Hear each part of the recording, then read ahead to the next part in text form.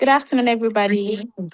Welcome to the first session of our skills and drills in obstetrics and gynecology. And as we mentioned earlier, we have 3 things we are about to study today.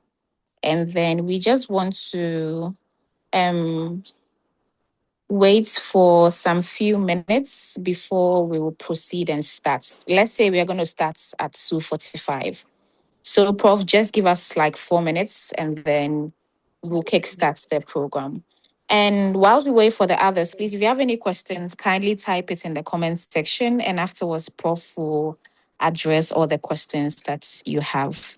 Thank you so much. Welcome again, Prof. Thank you so much again. Yes, but it's I don't know if you can increase it a little bit. The volume. Yes, please. Okay, so let me fix that. Yes, please. Let me fix that. Just stop sharing. Okay, not yet.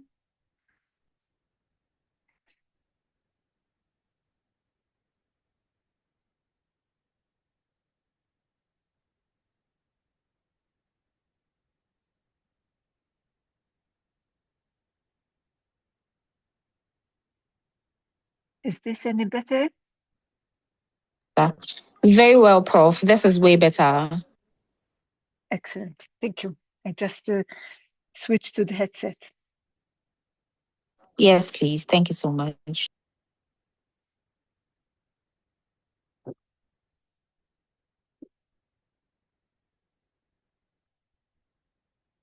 A bit of a medical-oriented session because we're going to be speaking about red cell alloimmunization, diabetes in pregnancy, and preeclampsia.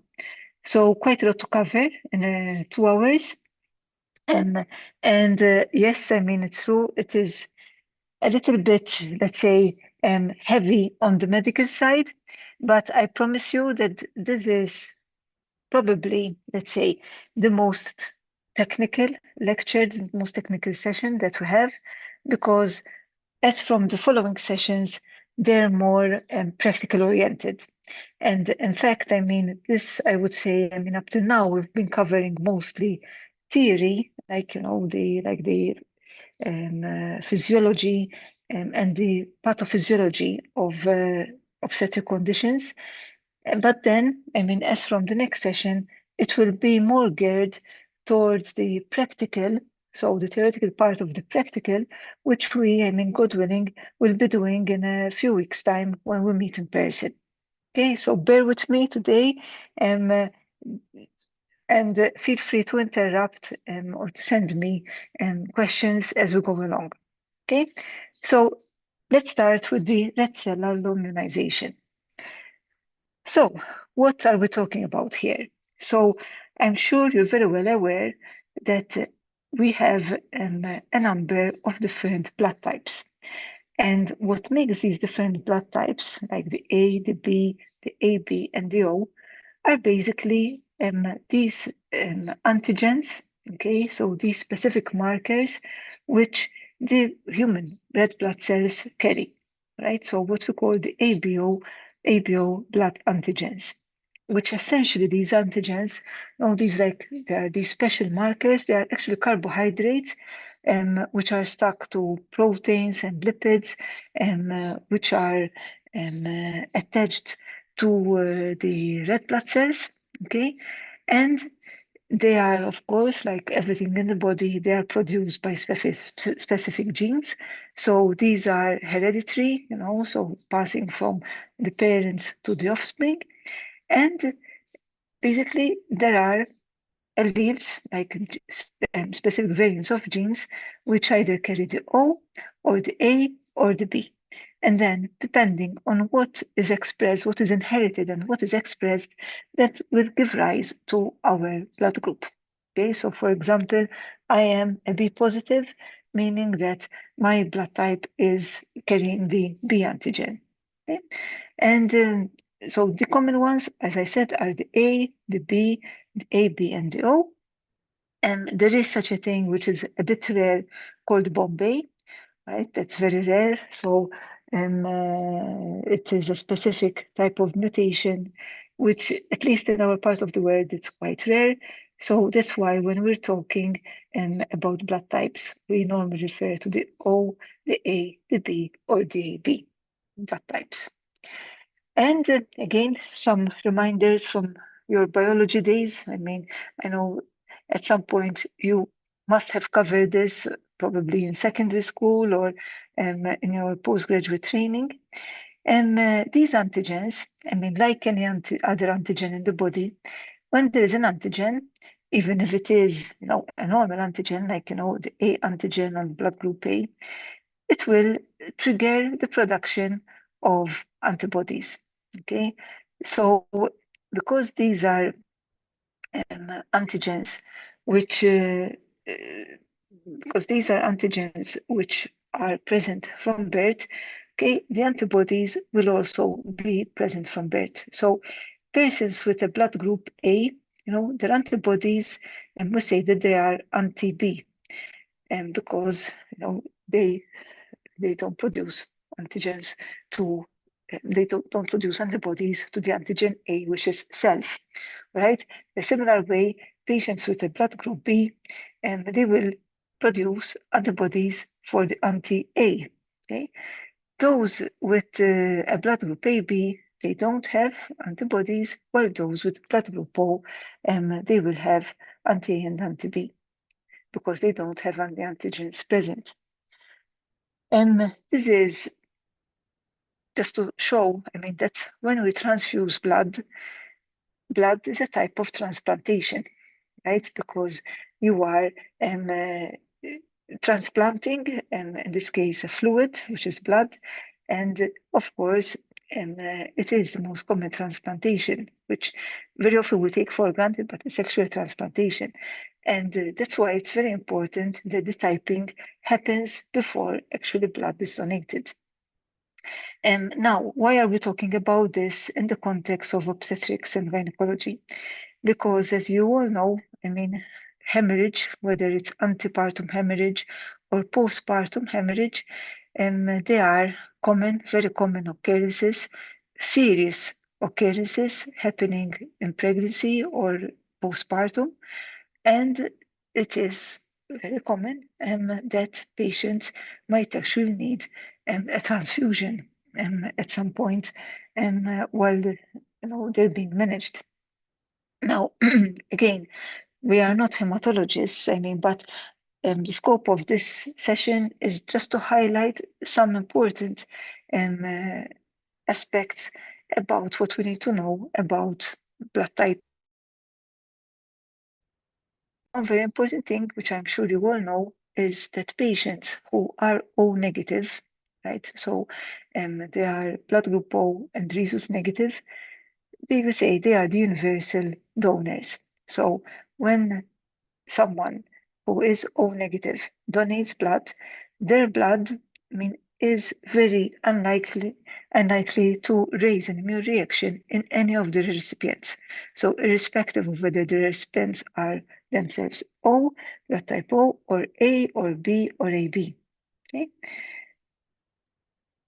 On the other hand, I mean, someone who is AB, an AB blood group, they are the universal recipients. They effectively can receive from anybody, but they can only donate to someone who is AB. Okay, this is some information, and I will be sharing these slides, and I'll be sending PDFs of these slides, for those of you who want to go a little bit more in detail about the hematology aspect of this. But another important aspect, so apart from the blood typing, which is the A, the B, the AB, or O, is the rhesus factor. So what is the rhesus factor? So the rhesus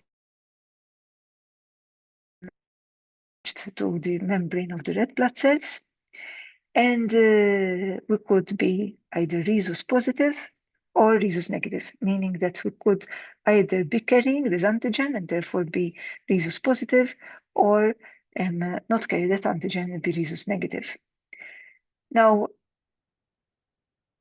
yesterday we were talking about the fetal maternal unit, which mainly concerns the interface, which happens to be the placenta. And while there is a very, very good system in the placenta, where one of its very important roles is to allow blood flow from the mother to perfuse the placenta and deliver oxygen and nutrients to the fetal circulation. But in the normal situation, there should be no actual mixing of blood, that is, blood of the mother should not come in contact, directly in contact with the blood of the developing fetus.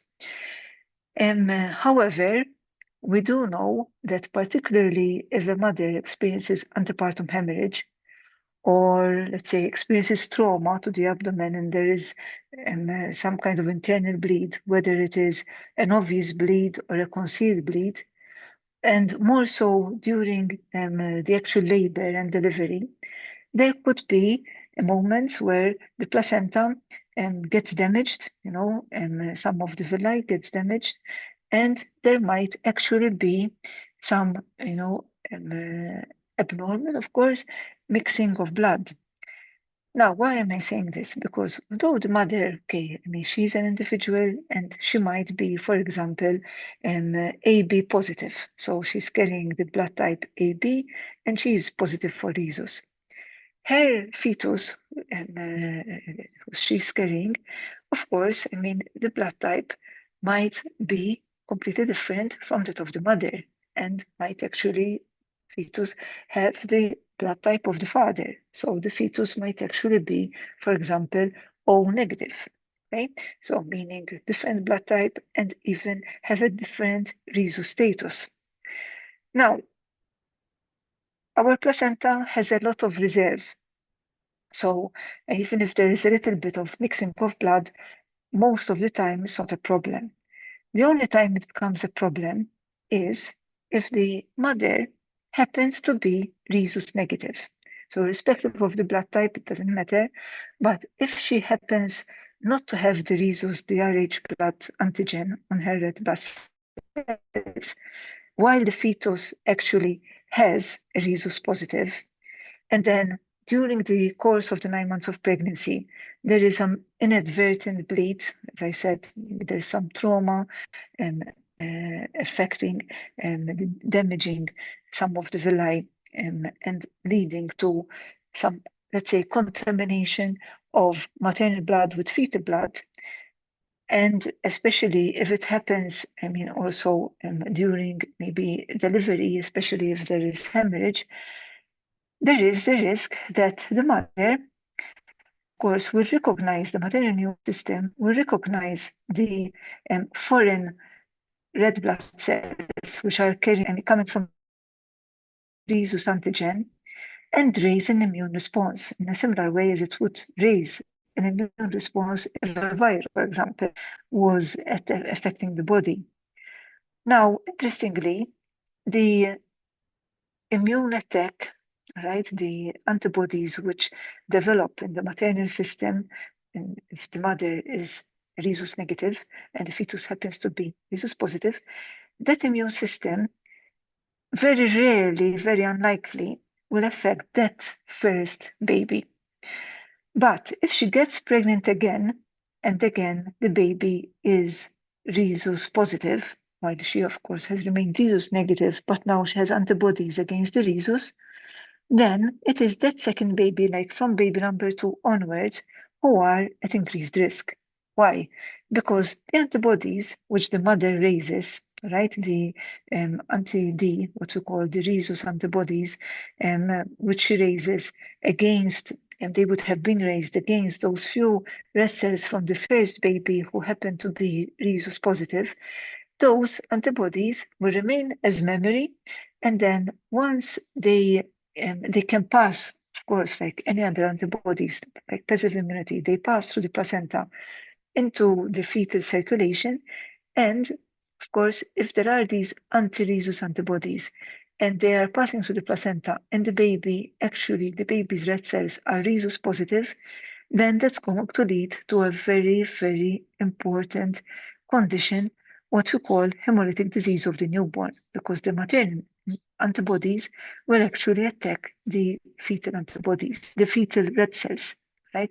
And cause anemia. That's why it's called hemolytic disease of the newborn, and will actually lead to anemia. Okay, so here there's some more information about rhesus factor and the rhesus genes. I'm not going to go into a lot of detail, but the information is there. I mean, should you want to know which genes are producing these RH, they're actually found on chromosome 1.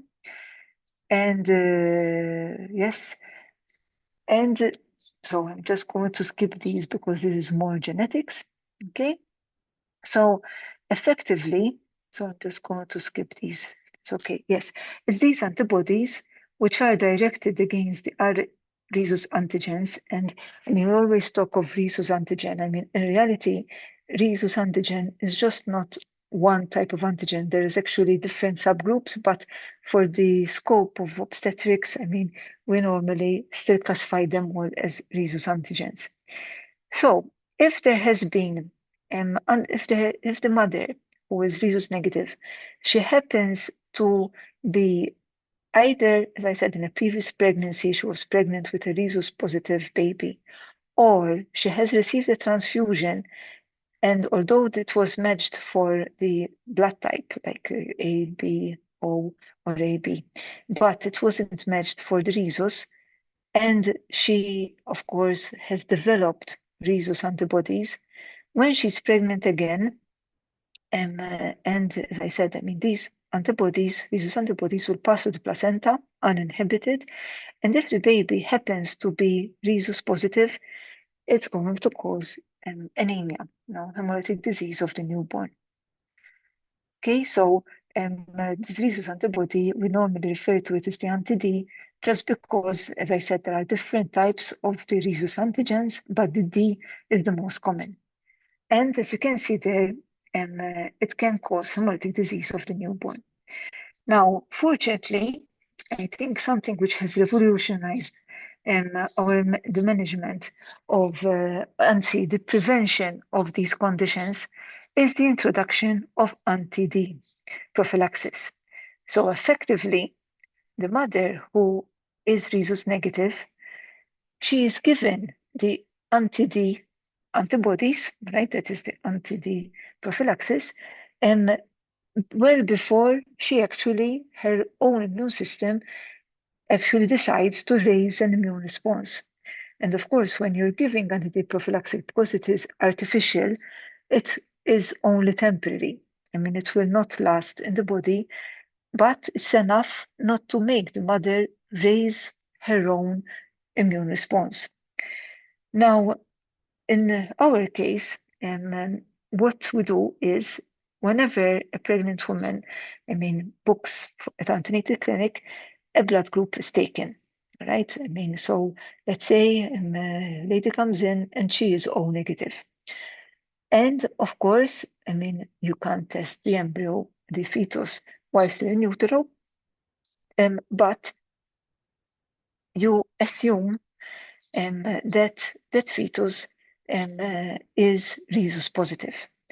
So every time that this woman, unfortunately, comes to hospital with a bleed, whether it's a major or minor bleed, or whether there is, for example, trauma. So let's say she's involved in a car traffic accident and the seatbelt or the steering has hit her pregnant abdomen, right? So whenever there's cause of potential bleeding, whether it's concealed or actually obvious PV bleeding, during the pregnancy, the mother is given anti-D. So we warn her that she is rhesus negative and tell her that whenever there is any trauma or any bleed, to hospital for this anti-D. There is such a test which can be performed, especially if she's bleeding a lot antenatally. It's called the Clay-Hauer test, which is actually a very simple test. It's a blood test which you take from the mother. And when you do this Clay-Hauer test, you basically look for nucleated red blood cells. Now, of course, if there are nucleated red blood cells in the maternal blood because she's an adult, they're not nucleated. So any nucleated red blood cells are coming from the fetus. And that can give us an estimate. So if the bleed is a lot and you give your anti-D prophylaxis, which is basically an injection, a standard dose of anti-D antibodies, but if from this Kleihauer test, you estimate that the bleed is quite substantial, you actually, using this Kleihauer, you can decide, you say, okay, I'm going to give her 2 doses of anti-D prophylaxis, for example. Okay? So that's why, while she's still pregnant, when then she delivers, okay, so we've got this O negative mother, right, who's pregnant, and we don't know what the blood type of the fetus is, but she delivers. As soon as the baby is born, from the cord, right, and from the cord blood, we actually take a sample, in order to know the baby's blood group. That's done immediately at birth, so that by the next day or maximum within 2 days, we know the blood group of the baby. And if the baby's blood group is negative, like the mother herself, then we say, fine, she doesn't need any further prophylaxis. It's true that she would have received the anti-D during the pregnancy in a way for nothing, but at least still, we are taking a precaution that she's not raising antibodies. If, of course, the fetus, the newborn has a rhesus positive, so blood group is positive, then the mother, before she goes home, she normally goes home after 2 days, so after 48 hours, before she goes, she receives another dose of anti-D. And the idea is in order to protect her and protect her future offspring, especially if they happen to be rhesus positive, right? And that is given to rhesus negative mothers. So why is hemolytic disease of the newborn important? Because, as the name applies, it's a hemolytic disease. So the antibodies coming from the mother, which would be IgG antibodies, and they are targeting the Rh antigen. And if the red cells for the fetus have Rh antigen, these would be destroyed. They would be phagocytosed by the IgG antibodies coming from the mother crossing over to the placenta. And it will lead to anemia, fetal anemia. Of course, when the baby is born, the baby is already born anemic, so of course shortness of breath, this jaundice, it's what we call erythroblastosis fetalis, and in extreme cases, it can actually lead to stillbirth or neonatal death, and this is all preventable. Now, it's true that the anti-D, itself is a blood product. Of course, it is derived from, it's extracted from, a number of blood transfusions, and then the anti-D itself is centrifuged. And so you need to have a blood bank in place to do this. But of course, it has made a significant impact on the management of mothers and their babies, especially if the mothers, in rhesus negative mothers. All right. So of course, therefore, the precautions are taken if the baby is rhesus positive. Now, of course, if the mother is rhesus negative, and especially if the father is rhesus positive, the fetus could be rhesus positive or negative. And you wouldn't know until the baby is born. Okay, so are there, any questions related to rhesus and red cell alloimmunization? I try to keep it to the point. Us as obstetricians, we normally, administer the anti-D and then leave it up to the hematologist. But I try to, give a bit of a comprehensive view and an update on this matter. So are there any questions, before I proceed to... Yes, Paul. Yes, there is one. I see it now Yes, from please. Miss Hannah. Yes. So Yes, when a please. baby tests positive for rhesus in a negative mother, should 48 hours exceed after birth? Can she still take anti-D and how effective it is? It's a very, very good question. So, I mean, there are studies which show that, even after 72 hours, it is still effective. Of course, the longer you leave, so let's say if more days have passed, you're giving more chance for the mother to raise her own immune system. So when it comes to those, so I mean, in our practice, we actually have, it's a file and it's a standard dose. I can check for you the exact dose, to be honest, because like we kind of do take it for granted that, we order this dose and it comes as a pre-packed standard dose. And we order it to our hematology lab. And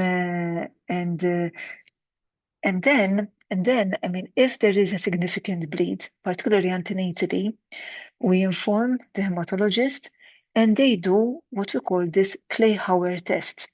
Clay-Hauer, I can write it here.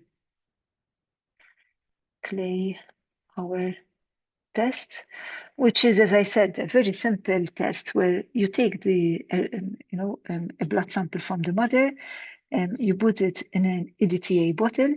Then this is taken to the lab.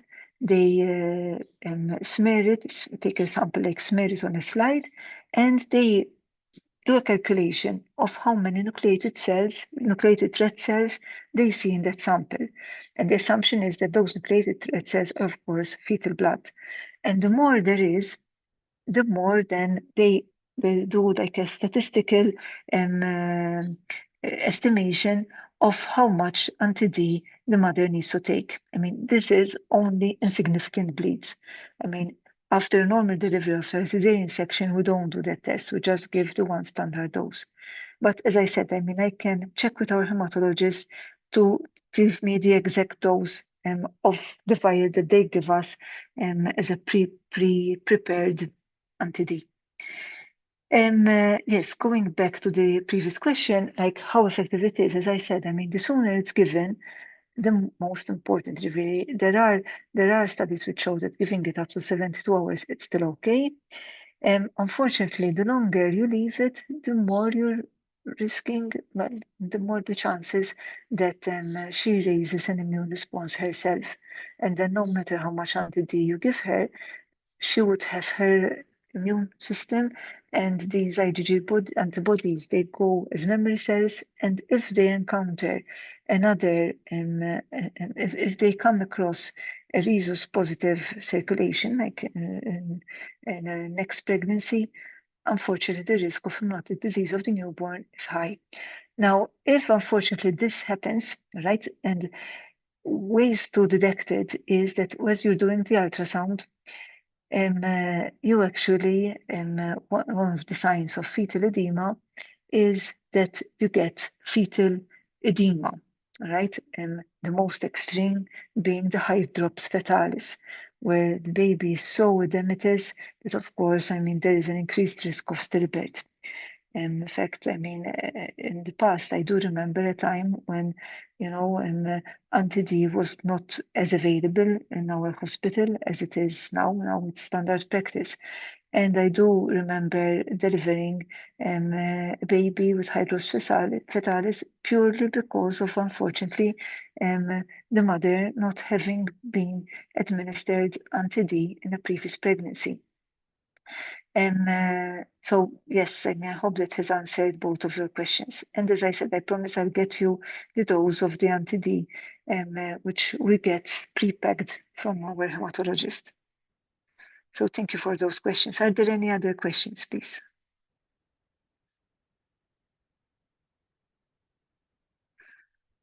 So, yes, there's an addition. All right. Okay. Thank you. So let's move on, therefore, to the next part of the session, okay, which is diabetes and pregnancy. So I'll just move the slides. Yes, diabetes and pregnancy. Now, I must admit I'm not familiar up to now with the statistics of incidence in your practice. But what I can tell you that in my practice, I mean here in Malta, which let's say it is considered, middle to high income, middle to high income country, the incidence of diabetes is definitely on the rise. Part of it is because of genetic reasons. I mean, we're a small island with a population of just under 500,000, and it is the commonest type of diabetes is hereditary. So again, the commonest being the NIDDM, the non-insulin dependent diabetes, which is a type 2. But of course, you do get diabetes type 1, where I mean, it's not hereditary, but it's because of it's juvenile and its way of eating. It's related to viral infection, like Coxsackie virus, for example, affecting the pancreas. In terms of gestational diabetes, so in the background of this higher incidence and higher prevalence of NIDDM in the population as a whole, since, as you all know, pregnancy itself serves as a stress test, right, for the body. So during pregnancy, I mean, if someone, let's say she's pregnant and her age is 28, for example, and if her parents, or her mom had or has NIDDM, I mean, given the hereditary element that we see here, this lady of 28, when she's pregnant, especially if she's not taking so much care of her diet, etc., there is a high increase of her getting gestational diabetes. So diabetes appearing for the first time in pregnancy, which after she's pregnant, there's a good chance that it returns back to normal. But then that same fact, unless she changes her lifestyle and she starts exercising more, takes more vegetables, more fruit, etc., there is a high incidence that she herself will get an IDDM in her later years. Okay, so we say that pregnancy is a stress test and it predicts certain metabolic conditions. I mean, the most well known is diabetes and of course even cardiac disease. So types of diabetes. So I took this from the ADA, the American Diabetes Association. In fact, after at the end of this particular session on diabetes, I also included the citation of the paper, which came out quite recently, in the last 12 months, which gives the latest guidelines on how to manage diabetes in pregnancy. And of course, there's type 1 diabetes, where there is autoimmune destruction of the pancreatic B cells and inability, therefore, to produce insulin. And as I said, that's typically, I mean, either because of a viral infection, we also call juvenile diabetes. And of course, your pregnant mother might already have diabetes from before the pregnancy.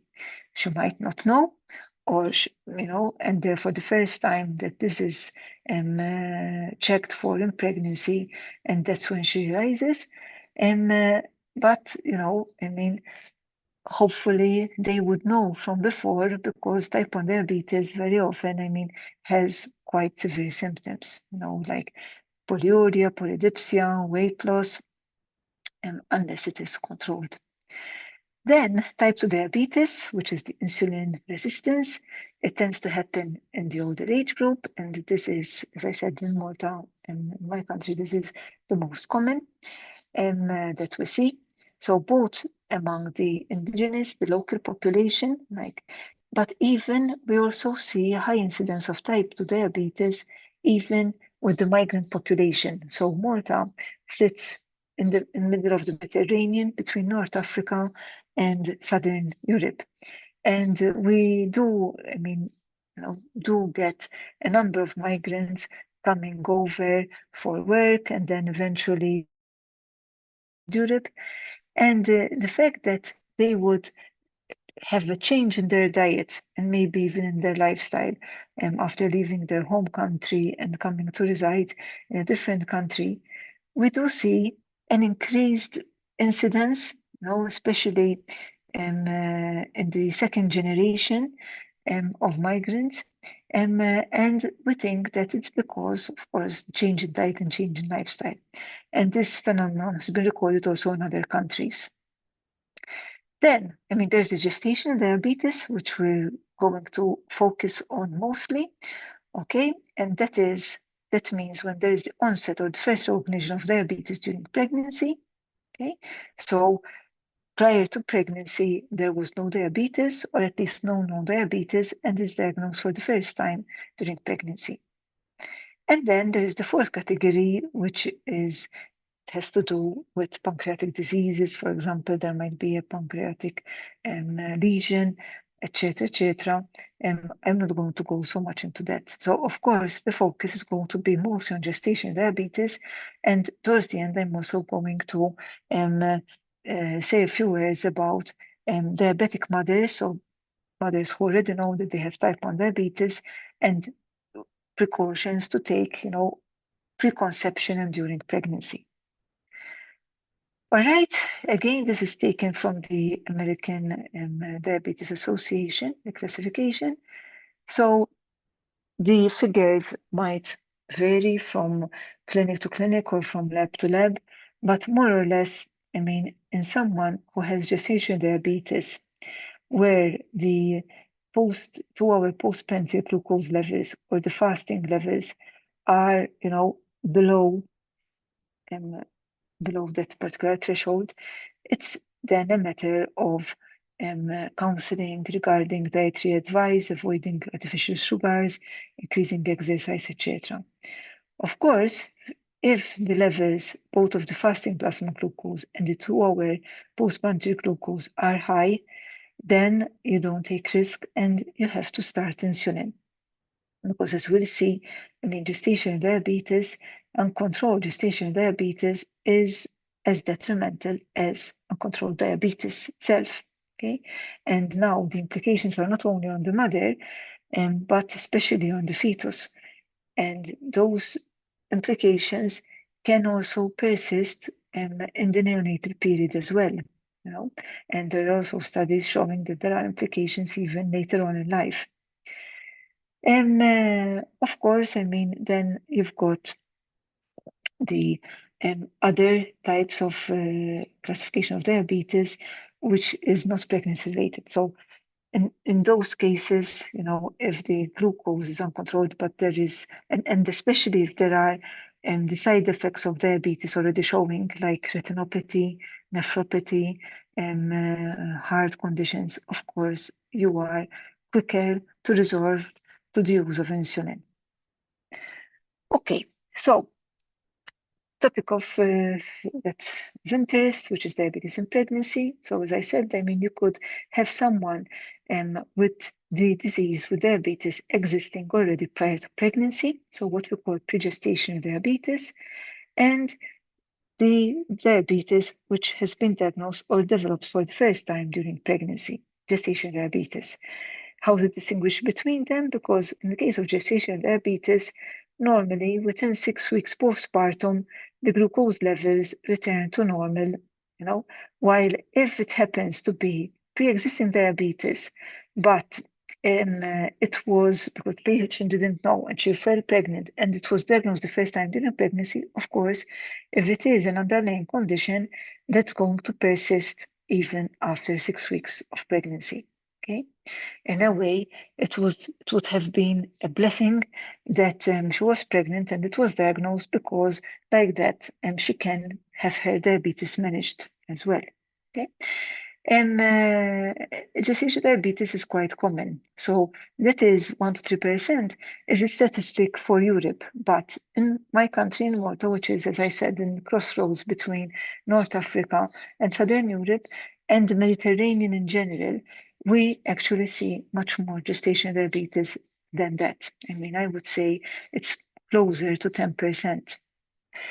Of course, with education, more awareness, and more dietary advice and more exercise, we do see an improvement in certain socioeconomic classes. But unfortunately, if the advice is not followed, of course, the rate does go up. I mean, I'm also, unfortunately, obesity, is, let's say, very prevalent, very prevalent. And of course, it is a risk factor for gestational diabetes, apart from diabetes. Okay, so what are these metabolic changes during pregnancy which make us more predisposed to getting gestational diabetes? Now, already in normal pregnancy, in early pregnancy, of course, as we mentioned in the first session, there is an increase in estrogen and progesterone. I mean, the progesterone, which initially in the first 12 weeks is coming from the corpus luteum, and then the placenta takes over and secretes even more progesterone. Now, estrogen and progesterone in themselves are insulin antagonists, meaning that they act against the insulin, and therefore, since the insulin normally brings down the glucose, if the insulin is not bringing down the glucose, then the glucose levels are going to go up. To compensate for that, there is an increased insulin secretion in the normal situation. So in the normal healthy pregnancy, the beta cells in the islets of Langerhans will increase the insulin secretion to counteract the effect of the increased estrogen and progesterone, in order, of course, to lower the plasma glucose. And yes, because of also the effect of the food absorption and the metabolism, it is known that in even normal pregnancy there are normal elevated prandial values of glucose, because there is a little bit of an increase in insulin resistance. Okay. Now, in the second half of pregnancy, of course, there is even more hormones which are on the rise. So you've got more cortisol being produced, more prolactin in preparation for lactation, and the human chorionic somatotrophin, and the glucagons, and all of these, like estrogen and progesterone, are antagonistic to insulin. There's also a decreased glucose tolerance and an increased insulin resistance, which would have, continued from the first half of the pregnancy. Now, in gestational diabetes, what makes things even worse is that in the background of what normally happens during a normal pregnancy, in gestational diabetes, the beta cells of the pancreas, which are meant to pump more insulin, these are impaired, and therefore insulin secretion decreases. Apart from that, the insulin resistance increases, and therefore the elevated, the fasting plasma glucose and postprandial glucose levels are elevated. And that leads to gestational diabetes, which typically, when your patient comes for the antenatal visit and you're checking her urine, it starts showing glucose in her urine. Even, for example, if it is the first morning urine before she has breakfast. Okay. So, how do we screen for gestational diabetes? So, who is more or less at risk? So, while in the ideal situation, if there was no problem with time or with money, you would screen everyone, but of course that's not realistic.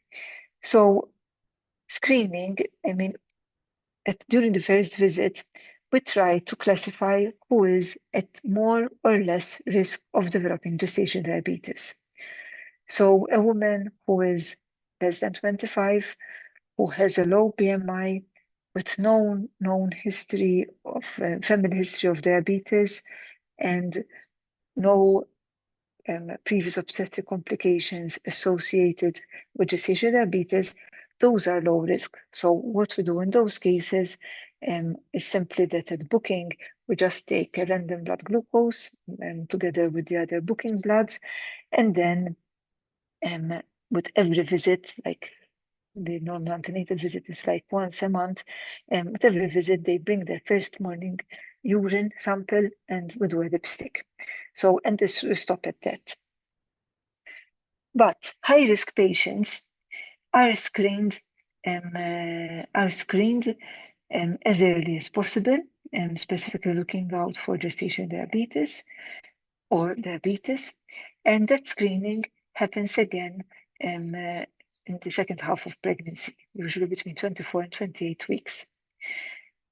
If the first screening in early pregnancy was negative. So we kind of check twice. And the reason being that there is a change in the metabolism of the pregnant mother between the first half of pregnancy and second half of pregnancy.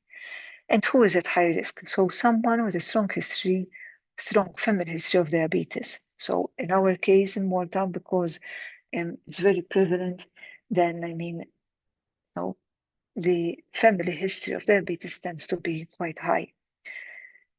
Prior history of gestational diabetes, so if she had gestational diabetes in a previous pregnancy, if she's morbidly obese, like with a BMI of more than 30, of course, if there is a previous unexplained stillbirth, as we'll see, diabetes and uncontrolled diabetes can lead to stillbirth.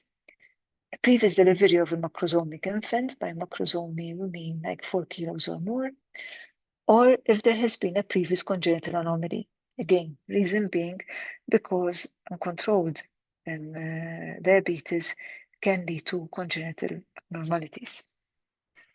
So what screening tests do we do? So we do what we call the oral glucose challenge. Now, different countries and different units might use different doses for the oral glucose challenge test. Or also known as the oral glucose tolerance test. You could use the 50, but there are papers where, and places where they use 75 grams of oral glucose, and even places where they use 100 grams of oral glucose. I guess, it all depends on the let's say, protocol that particular hospital or that particular region is adhering to. The American guidelines actually recommend the 50-gram oral glucose challenge. And so the blood test, the maternal blood and urine are checked before she takes the 50-gram oral glucose, so fasting, and then it's taken after 1 hour, and then it's taken after the 3rd hour. Now, if the initial screening is negative, so when in the first half of pregnancy is negative, and this is usually performed towards the end of the first trimester, so around 15, 16 weeks, then that test is, if it's negative, but she has a high risk, because of the factors I've explained before, and the test is repeated normally around 28 weeks. Okay. And again, why do we screen? Because we know that if you diagnose gestational diabetes early, and of course you give dietary advice, and if need be insulin, you can improve the outcome for the fetus and of course even for the mother. This 3-hour glucose tolerance test involves normal diet for 2 days before the test. Of course, no diuretics, and diuretics are not given in pregnancy. And then there's a 10-hour fast. It's usually done in the morning. And as I said, it's either 50 or 75 or 100. It really depends on the protocol which is used by the hospital. All right, and these would be the maximum values which are recommended by the American Diabetes Association. Again, depending on the local statistics, these might vary a little bit, okay, but more or less, it's there is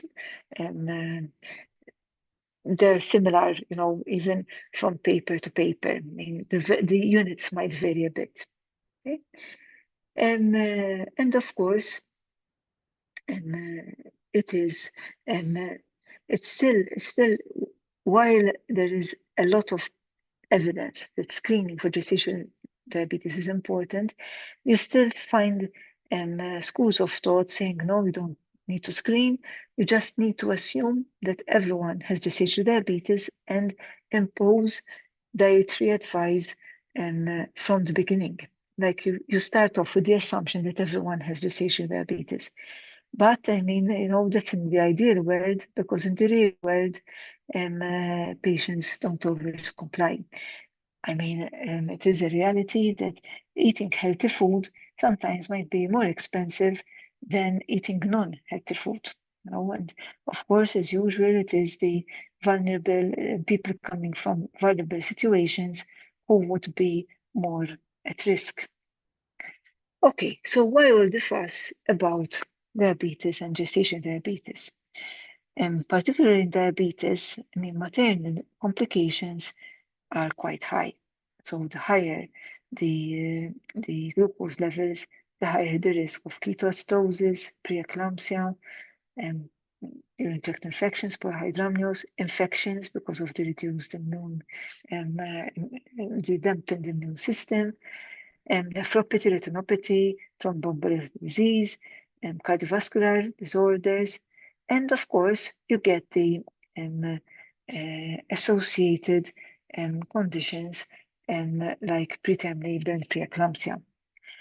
Of course, I mean, in the same way as you can get ketoacidosis from very, very high glucose levels, a mother who is being treated for her diabetes and, for example, is taking insulin, because of the changes happening and hormonal and changes happening in the pregnant diabetic woman, I mean, even when using insulin and when being very careful, she has the risk of going the other extreme, of being hypoglycemic.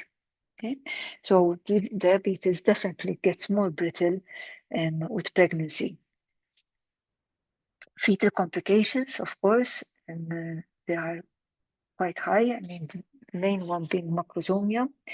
And with macrosomia, meaning more than 4 kilos. Next macrosome is like more than 4.5 kilos. And it might necessitate having a cesarean delivery, or it might also, of course, lead to the risk of shoulder dystocia. In fact, we will have a session, both the theoretical part and even the hands-on part, specifically on shoulder dystocia, because I mean it can happen in any pregnancy. Of course, in macrosomia there is a bigger risk, but you might realize that the baby has macrosomia during birth. The preterm delivery, which is also very, very, let's say, complicated in the sense that normally when you have a preterm delivery, in the normal situation, we say, okay, if the baby is above 2 kilos, then I mean the prognosis is quite good. You might also not take the baby to neonatal intensive care because you say, yes, the weight is good. But keep in mind that in macrosomia, even though the weight might not only be good, but might be actually over fetal, it doesn't mean that by being bigger, but for example, by weighing 2.5 kilos at 28 weeks, it doesn't at all mean that the lungs is mature. It's because, of course, you go by dates, and if baby is preterm, irrespective of the weight, if there's macrosomia, you still have to not go by the weight in that case, but go by weeks from delivery. I mean, weeks from last period. As I was saying, especially if there is diabetes from the beginning, okay, because embryogenesis and the formation of the fetus starts happening, from day one, basically, when you get the folding of the embryo and the gastrulation and the formation of the neural tube and the cardi and the heart. I mean, remember, the heart is ready and is already beating from 4 weeks after fertilization. And so is the neural tube. The neural tube is what will lead to the eventual formation of the brain, spinal cord, and even the face, like cleft lip, for example. And of course, if she has diabetes, which maybe, as I said, she had even pre-pregnancy, but she was not aware, and then it got caught, let's say it got picked up, diagnosed during pregnancy. But if there was uncontrolled sugar levels from the time of preconception and conception, then there is definitely an increased risk of congenital malformations, which in themselves can lead to intrauterine death, I mean, especially if they're major malformations or miscarriage. Okay, so those are the fetal complications, which are quite high. Then comes the birth complications. Of course, I mean, if there was a shoulder dystocia, there is increased risk of birth trauma, I mean, to the fetus and to the mother, and birth asphyxia, okay, especially if there's shoulder dystocia, and birth asphyxia, as you know, can lead to cerebral palsy and all other complications. Respiratory distress syndrome. Then, I mean, keep in mind, I mean, this baby, this fetus has been, while in utero, has been surrounded by sugar. It was like having a feast every day. And then the baby is born, the cord is cut, and the baby is, of course, now dependent on breast milk or formula milk. So nowhere near the high sugar levels that the baby was used to while still in utero. So, of course, baby will undergo hypoglycemia. And that hypoglycemia can be detrimental to the baby. It can lead to seizures, again leading to problems with, of course, the neural and neural development. Hypomagnesia, polycythemia, in reaction to the high glucose. The polycythemia can lead to the hyperbiliruria and jaundice, hypocalcemia, and cardiomyopathy, especially in cases of macrosomia. All right, so how do we control diabetes? I mean, you start from the very beginning with diet control. Okay, so in the ideal situation, you actually get to see the mother pre-conception, especially if she's known to have diabetes, in order to make sure that prior to pregnancy already she has optimal control of her diabetes.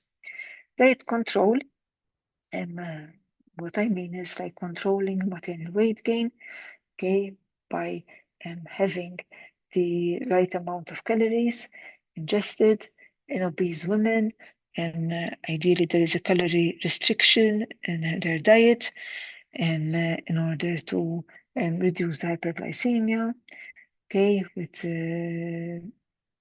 resorting to a balanced diet and having multiple small meals, okay, and then of course when the nutritional therapy is not enough and the self-monitoring glucose levels are high, then you need to go further.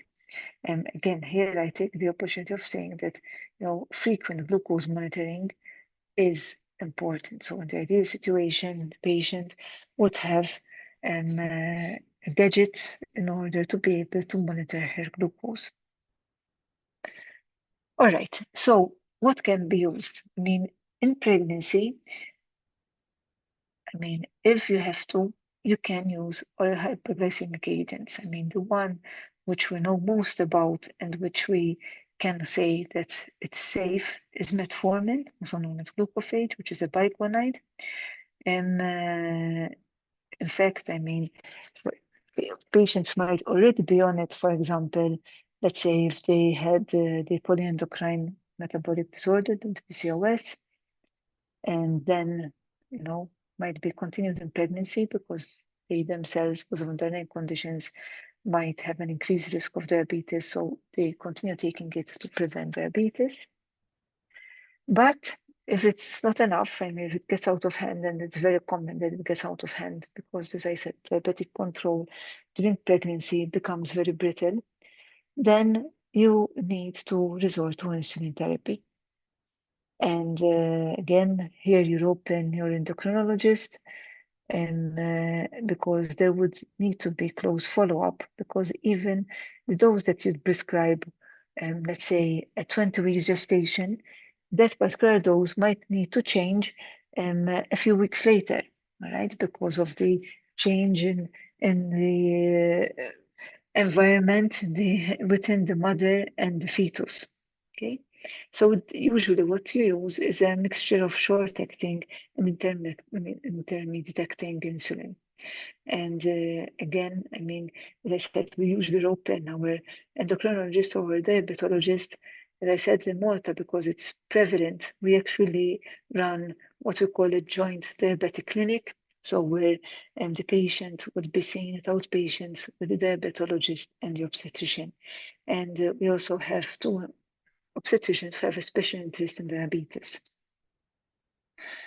As I said, these are some recommendations of how the insulin is calculated. But as I said, usually it's not us as obstetricians who prescribe the dose, but we consult the endocrinologist.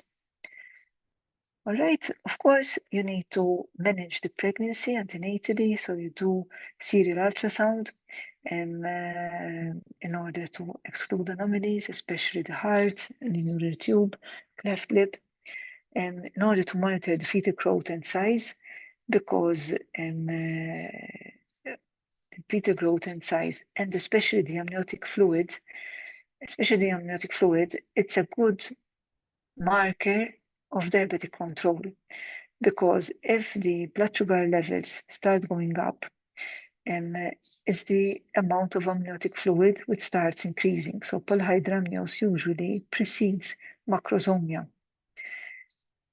In the ideal situation, of course, you try to go for a normal delivery, but I mean, in quite a high number of cases, about 50% of cases, because of either macrosomia or preeclampsia or a failed induction, I mean, cesarean section is needed.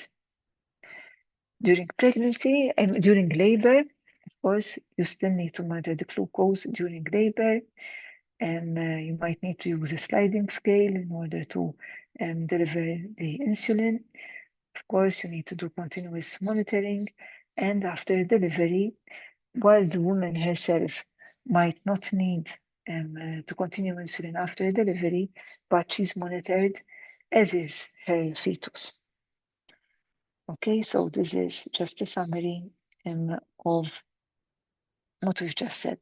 Okay, so I realize that this is a bit fuzzy, but basically summarizes like the importance of pre-conception ideally, but if not early antenatal management with diet control, education, and counseling about doing regular exercise, keeping active and healthy diet.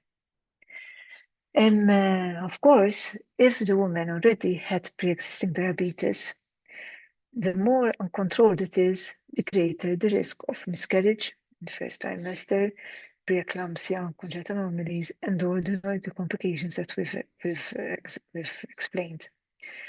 And in patients with insulin-dependent diabetes, pre-existing diabetes, their insulin levels very often need to be increased. Their doses need to be increased during pregnancy. And you might also have to add on your hypoglycemic agents. And unfortunately, they are at increased risk of diabetic nephropathy. I mean, kidney problems during pregnancy. And it's also very important that right after delivery, the insulin levels, the insulin requirements are adjusted accordingly, because once she delivers, then very often you reduce the insulin administered to the pre-pregnancy levels. And this is the reference citation that I would invite you to read. What I've presented about diabetes is actually a summary of this particular paper. As I said, it came out this year, actually in January 2026. And you've got the reference here, and the citation is freely available. So you just cut and paste it, and the whole paper comes up with all the references and all the guidelines. Okay, so that's diabetes. So are there any questions?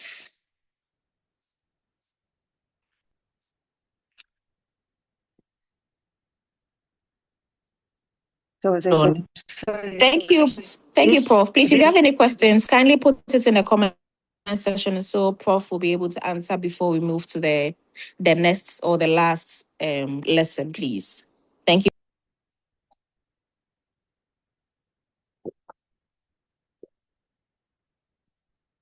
As I said, I apologize today that it is a little bit heavy in terms of the medical part of obstetrics, and I promise you that the next sessions they will be a little bit more fun because a little bit more practical oriented. But we have to know about these things, of course. And although I'm sure that most of you are already very familiar and probably even more experienced, the whole idea is to act as a refresher and so that everyone is on the same page. Because ultimately what we're doing is to help mothers, in order to be able to assist them better. Okay, so I don't see any questions. So again, should I continue? Yes, Prof, you can go ahead.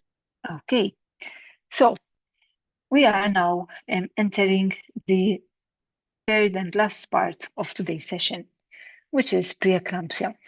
Okay, it's preeclampsia, which I'm sure in your practice you've come across. And unfortunately, although a lot of advances. Hello, Prof. Yes, Sorry, yes, sorry Sophie. to catch you. I think I just saw a question in the comment Okay, section. So if you can address that. okay. So let me just have a look at the chat. Let's go to stop sharing and have a look at the chat. Where's the chat? Here. Okay, so question from Hannah. So, Prof, with the gestation diabetes, do we just monitor or they still take the medications for the next 6 weeks after birth? Very good question. So, of course, I mean, in the majority of gestational, exactly, the gestation diabetes, which is really a gestation diabetes, meaning that she never had diabetes before, and this gestational diabetes, like let's say, developed, let's say, from 24 weeks onwards. Normally, while the patient is still in hospital, which is usually the first 2 days, we monitor. We take her, do pinprick to monitor the glucose levels. And yes, they do stop the medication. However, they are monitored because even where there is a lot of awareness and it's a small country and patients have access to free health care, etc., we do encounter those mothers who initially they're labeled as gestational diabetes because, for example, they come for booking first time at 24 weeks and we find high glucose and glucosuria and we say, okay, they have gestational diabetes. But then it turns out, when we continue the monitoring after birth, that indeed that was actually diabetes, and which was not picked up. That was the patient didn't know prior to pregnancy, and of course, in that case, they would need to continue their medications, even though after pregnancy, the amount of medication they need to take is less. So yes, the answer is yes. I mean, patients with pure gestational diabetes, which has appeared the first time during pregnancy, they stop their medications, but they're monitored. And then, of course, it's very important that they are given advice, like lifestyle advice, diet advice, because although their diabetes, gestational diabetes is gone, they are definitely at an increased risk of developing an IDDM in older age.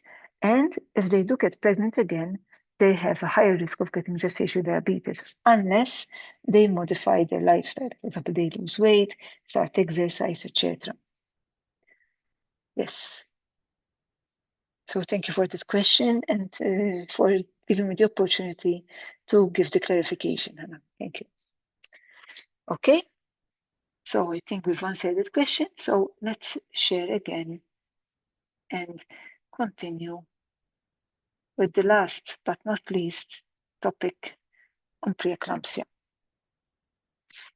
Okay, so you're seeing my slides. All right, so preeclampsia. This, I'm sure that most of you, you're very familiar with it. But as I said, the scope of these sessions are to bring everyone to the same page and also to update those who maybe, an update is always good. So, preeclampsia is also known as toxemia of pregnancy. I mean, for those of you who were present yesterday, and I showed you the video of the birth of Louise Brown, like the first IVF baby, and her mother, Leslie Brown, needed to have cesarean section at 38 weeks because she had toxemia of pregnancy. She had preeclampsia. It's also known as pregnancy-induced hypertension. So these are all the same terms. So preeclampsia is a disease which is specific to pregnancy. In fact, we now know that it is a placental disease. So the problem actually arises from the placenta, which, as I'll show you later on, is basically a problem where the placenta, upon implantation, there is insufficient transformation of the blood vessels from the maternal side, and therefore, although there is some transformation enough not to allow a miscarriage to happen, but the placenta doesn't develop properly, and it leads to problems of placental insufficiency, which lead to preeclampsia. It commonly manifests after 20 weeks of pregnancy. So if you're seeing a mother before 20 weeks, so let's say she comes for a booking and then you're following her up and you're seeing her again, for example, 15 weeks, and she has high blood pressure, it's unlikely to be preeclampsia. It's more likely to be hypertension, like pre-existing hypertension, which again, maybe the patient didn't know about it before, but now because she's pregnant, she's being seen by doctors and the blood pressure like surfaces. The prevalence does vary from one place to another, but certainly, it's still there. And as I said, even though we've made a lot of awareness and a lot of advances in preeclampsia, patients suffer from it, and the incidence is still high. Okay. Of course, if preeclampsia becomes severe and it leads to eclampsia, which basically means there are also neurological symptoms like fits, they are serious and still potentially fatal. And it's still the third commonest cause of maternal mortality overall. Like whether we're talking of countries in the West or not, I mean, it's still one of the top 3 causes of maternal morbidity. And it can occur prior to delivery, during, or even after. In fact, I mean, the most, especially in let's say, the West, the highest risk of dying from preeclampsia is actually after birth. Why? Because antenatally, the mother is monitored, during labor, she's monitored, and then the baby is delivered. Then we think that the problem is over. But in reality, up to 48 hours after delivery, the risk is very high. And that's usually when the focus on close monitoring kind of wanes. But that's the biggest mistake. All right, how do we diagnose preeclampsia? All right, so as I said, it's a syndrome. Why? Because although it's a placental disease, it basically affects every organ. It affects the blood vessels, especially the capillaries of every organ. And, it can lead to vasospasm in every organ, be it kidneys, be it the liver, be it the brain, right? And the more it progresses, it can also lead to changes in the clotting system, okay? And like again, how it's diagnosed, it's basically checking the blood pressure, okay? So if there is a systolic blood pressure of more than 140, or else an elevation of more than 30 compared to the non-pregnancy or the booking, like the early pregnancy levels, the systolic of more than 90 or an elevation of more than 15 compared to the non-pregnancy, and you take that reading twice, at least 6 hours apart, then that is preeclampsia. Okay, and why do we take it? We take 2 readings 6 hours apart because of such a thing known as white coat hypertension. So the patient might be tense, and maybe her blood pressure goes up. She might be anxious. She might be in pain. But that's why you take these 2 readings 6 hours apart. And as I said, I mean, every organ is at risk. right? I mean, the liver, the kidneys, and the circulation in general, with the edema, and the brain, leading to severe headaches, changes in vision. And once the brain starts becoming affected, and the lungs, I mean, because of the cardiovascular problems, the more serious it becomes. Okay, so ideally, you don't even come anywhere close to the stage, because that means that preeclampsia is now verging onto eclampsia. So what are the risk factors? So very young age or older mothers, first pregnancy, so nulliparity, like being the first pregnancy. In fact, I mean, preeclampsia, if you have a couple who are pregnant for the first time, 85% of cases of preeclampsia happen in primigravids. If the same couple were to decide to have another baby in the future, although of course you still monitor because of previous preeclampsia, the risk of preeclampsia, if you have a couple who together they have a second pregnancy, the risk is actually less. Okay? And in fact, some interesting facts, yesterday we were talking about infertility, and that in certain legislations, not only is IVF done, but for example, if there is a problem with the male, and there are no sperm, there are countries which allow sperm donation. And there are studies now which show that, for example, if a couple, use sperm donation, of course, I mean, since it's the first pregnancy, like any other primigravida, there is a risk of preeclampsia. But then, if they decide to get pregnant again and they also use another sperm donor, but the sperm donor number 2 is not the same as the first sperm donor, the risk of preeclampsia, of course, is high, because now it's like having a first pregnancy, because it's a different partner. Okay?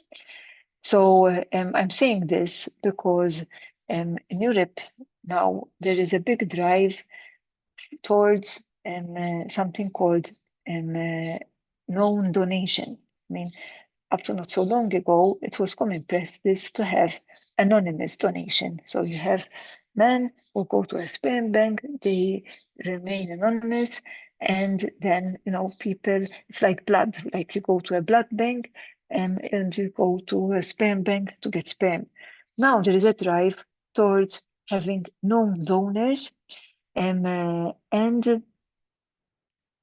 to have known donors, so that a couple who make the use of a sperm bank, and they use the service of one donor, if they want to get pregnant again, they, by knowing who, the identity of the donor, they can then ask to have the second donation from the same donor in order to reduce the risk of preeclampsia. Anyway, I'll close that bracket, but I thought of mentioning it because it's something which is happening in Europe, where there's this drive to push towards non-anonymous sperm donation. Anyway, let's go back to preeclampsia.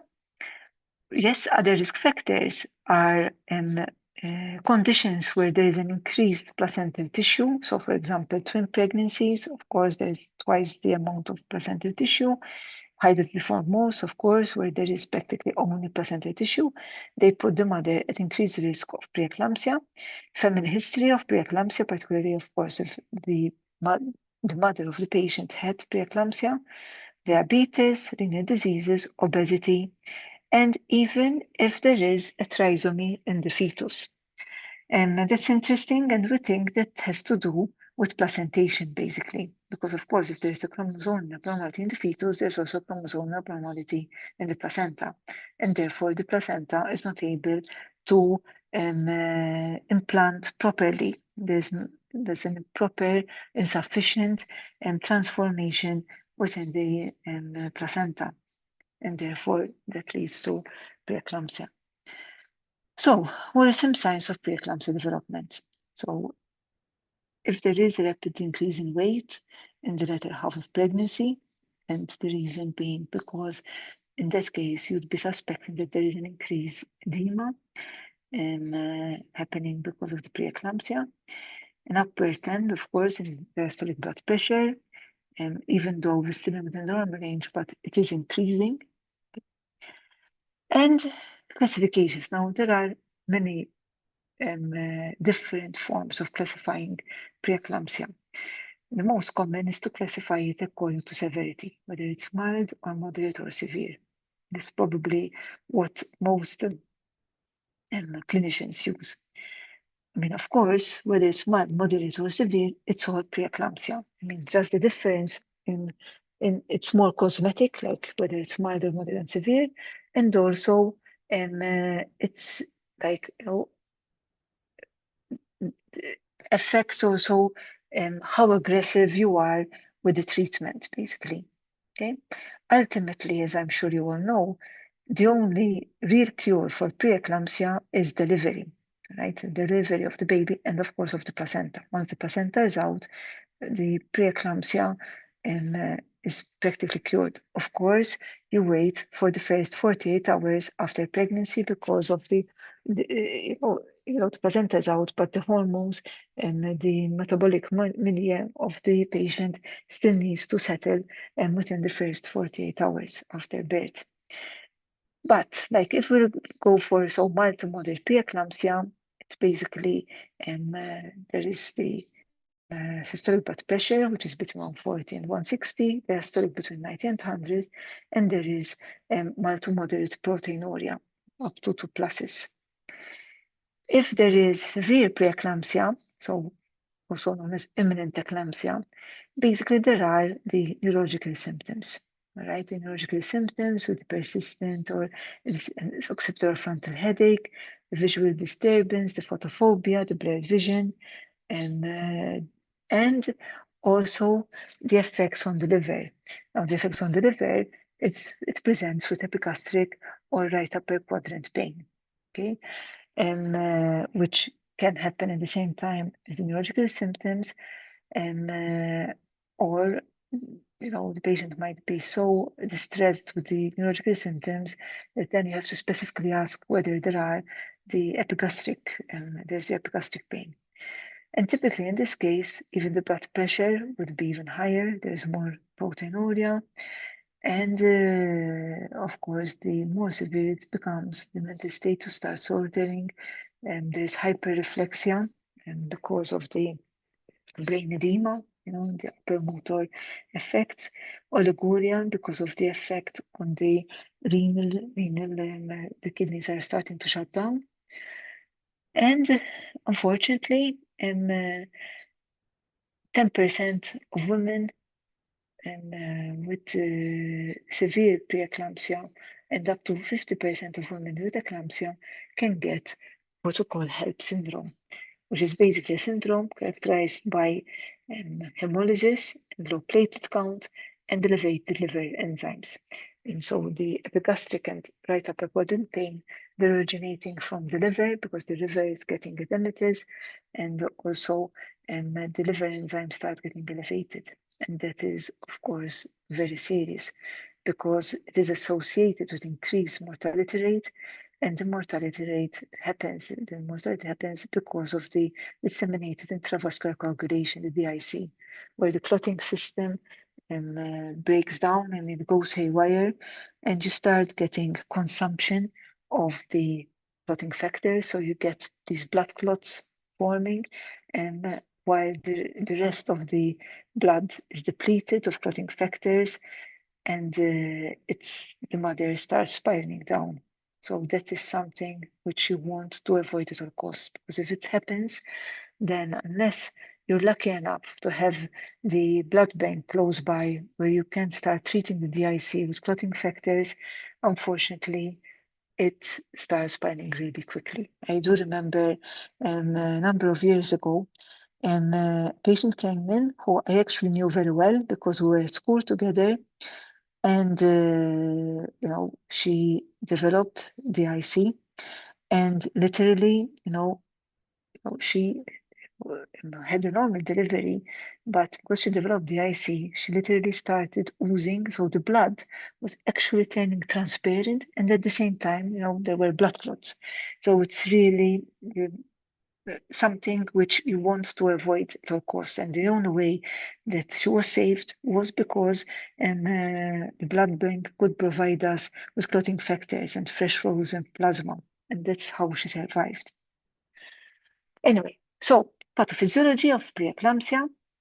So the most favorite theory is this vasospasm theory because of the generalized vasoconstriction, and the generalized vasoconstriction starting in the placenta and then moving on toward the organs and the system, including the brain, the liver, kidneys, etc. Of course, that generalized vasoconstriction will lead to increased resistance and increased arterial blood pressure. And of course, the eclampsia happens because the cerebral arteries undergo vasospasm and cerebral edema. So, but why does this vasospasm happen? So it happens because of, I'm going to go back to yesterday's lecture on the immune system, the maternal fetal immune interface, and the driving factors behind this vasoconstriction are the cytokines. I mean, now yesterday we did mention that you've got the anti-inflammatory cytokines and the pro-inflammatory cytokines, which include TNF, IFN, interleukin-2, where these cytokines, the pro-inflammatory cytokines, are involved in the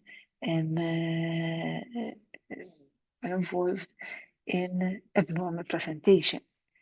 And the placenta, right, in the normal situation, once the trophoblast starts to come in contact with the maternal aspect in the decidua, the spiral arteries are those blood vessels within the uterus, which then ultimately supply blood in the maternal lacuna.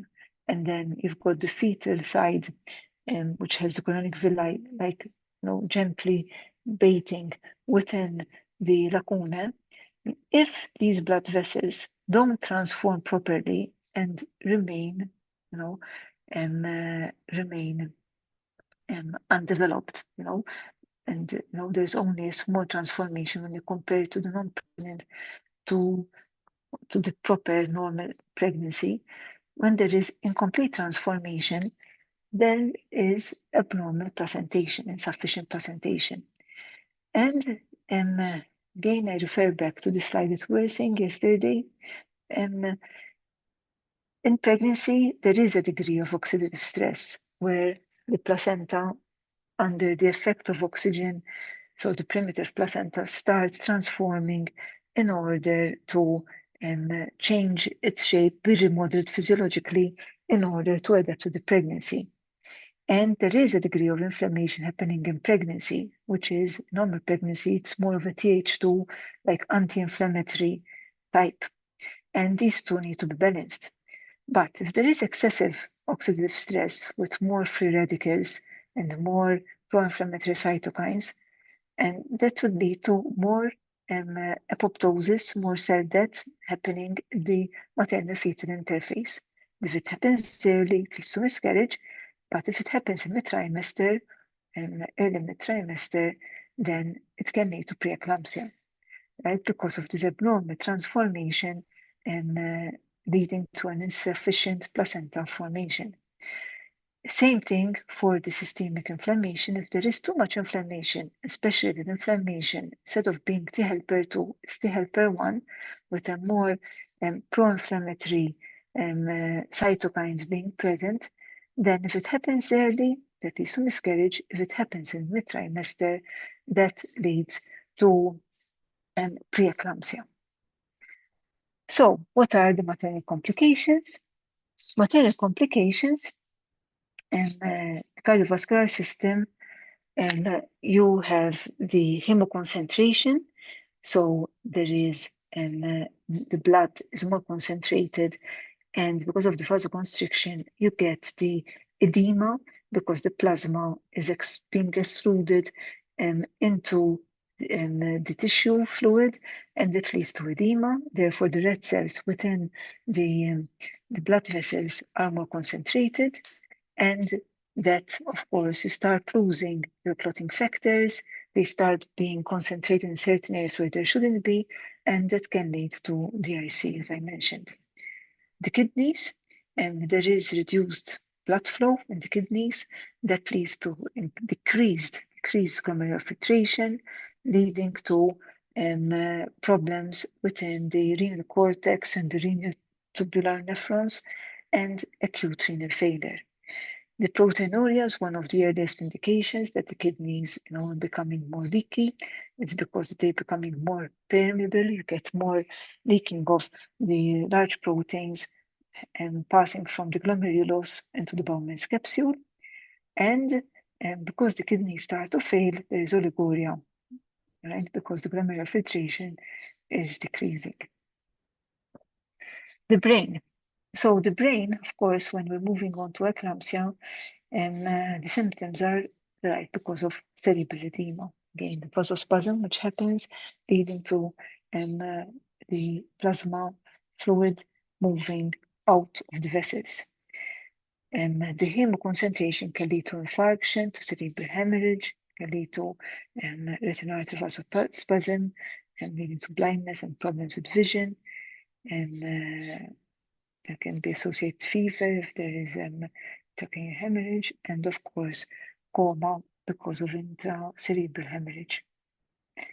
It's of course what you want to avoid at all costs. The respiratory system, pulmonary edema, and of course, shortness of breath, cyanosis.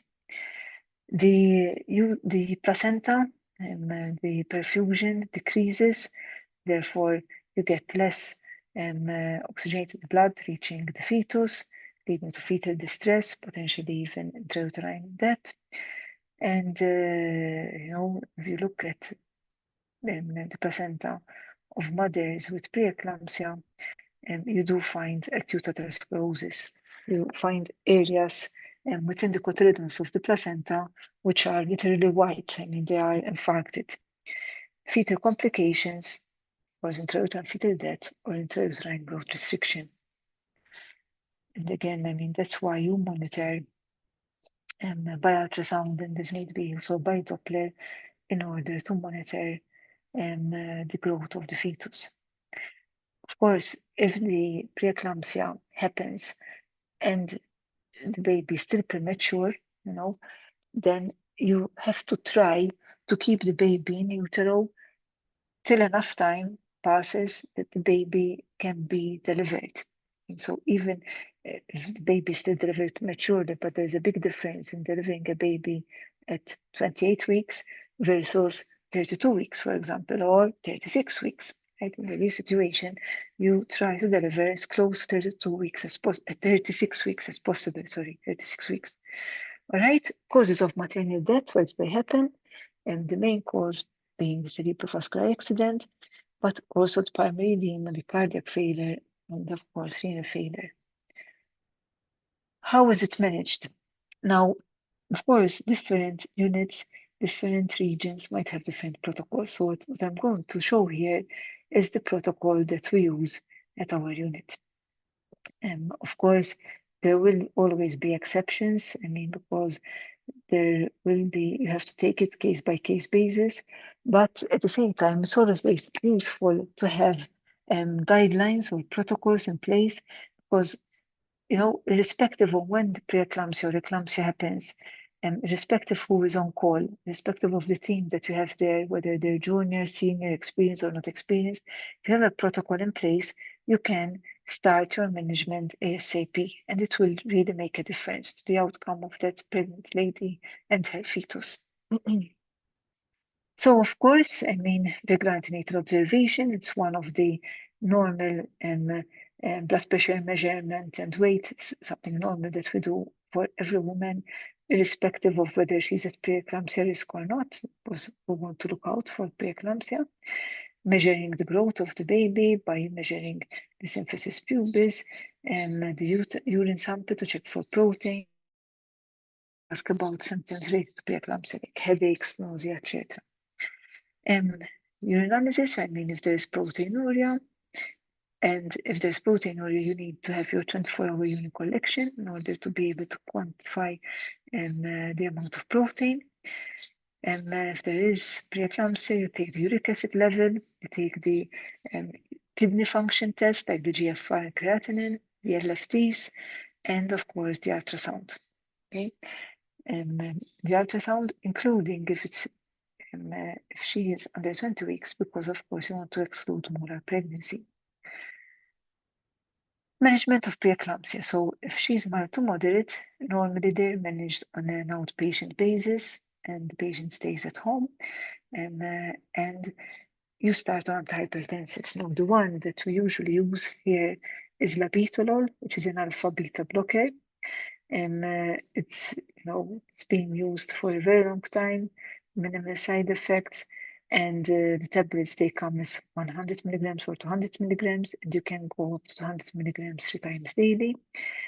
Of course, the resting at home, usually we ask them to try to reduce or not go to work. And if the blood pressure is still high, they would need to be referred to hospital for further management, where then in that case they might need to have more workups, more fetal movement monitoring, and more antenatal visits. And if she, of course, starts getting close to delivery, you try to plan delivery by 38 weeks. And so you aim for 38 weeks because we know that as more days pass, the risk of preeclampsia increases. I mean, the fetal complications increase. So we try to aim delivery at 38 weeks. Of course, she's given all the information that ideally she delivers in a hospital where she has more access to care, and of course to be alerted should she develop any symptoms, particularly the neurological ones like headaches, blurred vision, etc. And I mean, if she's not responding to this, and she gets severe preeclampsia, which is, as you know, on the verge of becoming eclampsia, then you need to control the convulsions. We normally give volume IM. You need to control the blood pressure, fluid balance, and deliver the mother. So, what do we use? If now we are managing in hospital, and we start very often by giving nifedipine and/or hydralazine together with labetalol that she's already taken. Of course, we don't use diuretics unless there is obvious pulmonary edema, but ideally, we start this treatment before she develops pulmonary edema.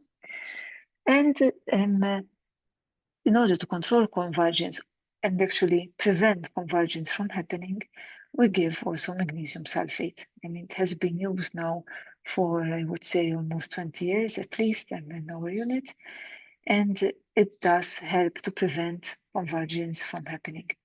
Okay, so there are the doses, and it's superior to any other anticonvulsant in order to control and actually prevent the fits.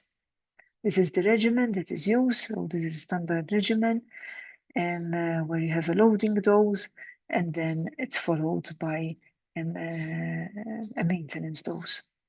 Okay, so you've got the doses there. And yes, I mean, you can give it either intramuscularly or intravenously, and depending on whether you can find the vein or not.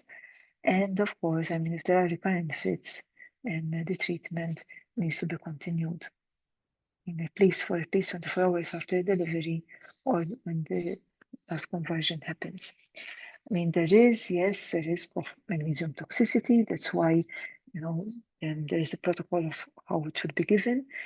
But because of that risk, when she is mother is receiving magnesium, you monitor for possible toxicity by checking for the reflexes. I mean, normally someone with preeclampsia or eclampsia, they are hyperreflexic. Their reflexes are very, I mean, very responsive. So of course, if they go to the other extreme, and then there's loss of reflexes, and I mean that is something which will alert you that listen, I mean, there might be a case of magnesium toxicity.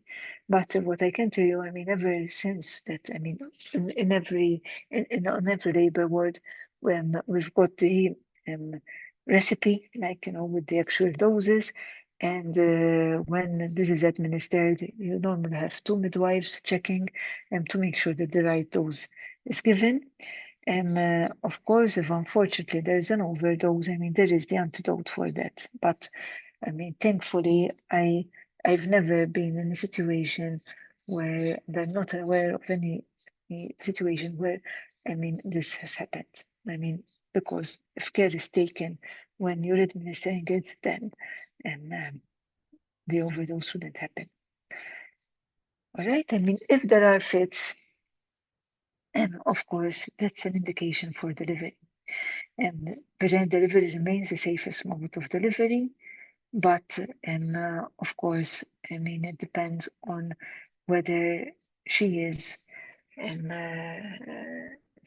whether she responds to induction or not. I mean, otherwise you have to go for cesarean section. All right. I mean, if you're going for normal delivery, and again, from experience, women with preeclampsia tend to have very rapid delivery. So if there's one advantage, if you can say so, for the preeclampsia, is that the delivery is usually very quick. So first stage, of course, you need to make sure you are relieving the pain, so you can give betadine or nitric oxide, the Entox. You augment the labor. You of course have to monitor the fetal heart. Second stage, in order to speed it up, you might want to assist with a vacuum extraction. And of course, the third stage, you do the active management with oxytocin. It's important not to give the syntocinon, but to give the oxytocin in order not to get the risk of inducing hypertension yourself.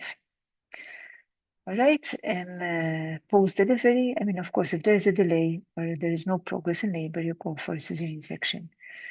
Post-delivery, you have to monitor for 48 hours, for the first 2 days. You need to continue monitoring her blood pressure and urine output for up to 48 hours. And you have to keep the patient in hospital at least for 48 hours, ideally until blood pressure stabilizes. And then they're normally discharged home on antihypertensives, right? And they continue to be monitored by their family doctor. A number of women, actually, the blood pressure returns back to normal, but of course, they are invited to keep monitoring it. Number of women remain with, although their blood pressure improves, but they still would need to remain on treatment long term. Okay, so here is a summary of what we've said. So we've talked about the background to preeclampsia, the risk factors we mentioned, the signs and symptoms, okay, which we need to be very aware of, okay, and finally also a summary of the treatment. So the first line antihypertensive treatment, we tend to use labetalol. Second line, we tend to go for nifedipine, and then third line, mitadopa or hydralazine. Of course, you can't use ACE inhibitors because of the effect on the fetal kidneys, okay, because they're potentially teratogenic. So if they're already on it pre-pregnancy, you switch them ideally pre-pregnancy, pre-conception to labetalol. And we also, especially if the mother has a history of chronic hypertension or preeclampsia previous pregnancy, we tend to administer low-dose aspirin like respirator at 5 milligrams throughout pregnancy. We stop it at 36 weeks so that there is a month before the delivery. All right, and why is it important? Because of course preeclampsia has an effect both on the mother and the fetus, which in both cases can lead to death. And actually, that brings us to the end of today's session. We're exactly on time, right? So, going to stop sharing and see if there are any questions. Thank you so much, Prof. That was very insightful. Thank you very, Laura, very are there much. any questions? Yes, please. If there are any questions, kindly put it in the comments, or you can unmute and actually talk so Prof would answer you. If there are any questions, please, you can unmute or you can raise your hand, then we'll unmute you and then you can ask your question. Yes, please. And Prof, I have a question myself. Yes, tell me. Okay, so I wanted to know, are there any genetic factors that significantly increase the risk of preeclampsia?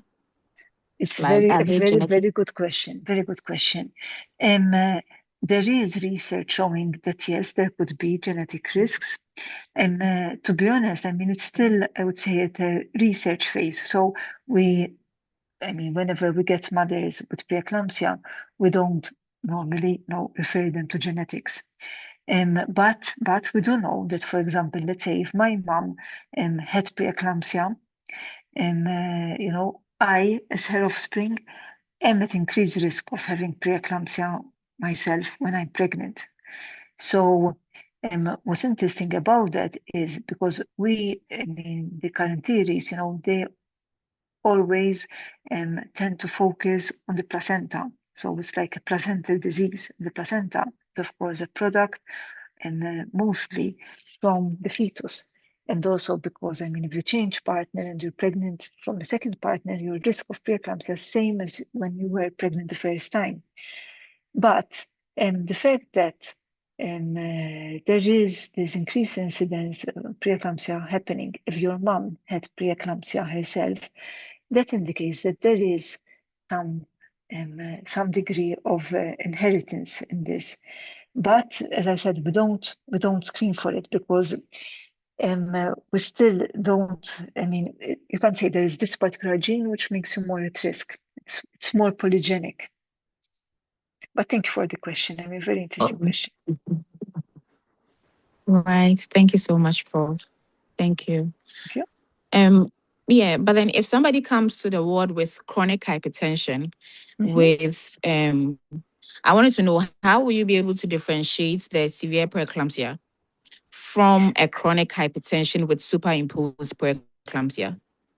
Yes, those are, of course, yes, very, very good question. So if she's pregnant, you have to assume that it is preeclampsia, even if she has a history of chronic hypertension, because yes, you could have chronic hypertension with superimposed preeclampsia.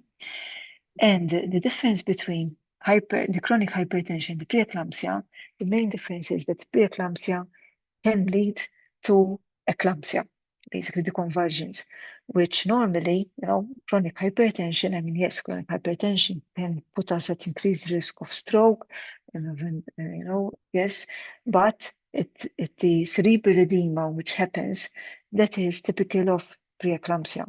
So I think, you have to assume, to act on the side of caution that any high blood pressure in pregnancy, you assume it's preeclampsia until proven otherwise. And the only way you can prove it otherwise is after she delivers.